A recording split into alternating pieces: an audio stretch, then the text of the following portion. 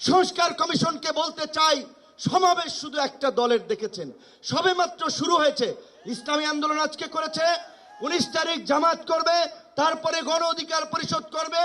রাষ্ট্র সংস্কার এবং জন আকাঙ্ক্ষার বাস্তবায়নে সমস্ত রাজনৈতিক দলগুলো জনসমাবেশের মাধ্যমে এই সরকারকে তাদের সমর্থন দেখিয়ে দেবে। কোন দু একটি দলের উপরে ভিত্তি করে, দু একটি দলের কথায় সংস্কারের নকশায় পরিবর্তন আনা যাবে না। আমি সংস্কার কমিশনে বলেছিলাম, দেশ স্বাধীনের পরে ডক্টর কামাল হোসেনরা বলেছিল আমাদের নেতা শেখ মুজিব, আমরা তো তাকে দেখে সংবিধান নির্মাণ করেছিলাম, রচনা করেছিলাম, তাকে এম্পাওয়ার করার জন্য।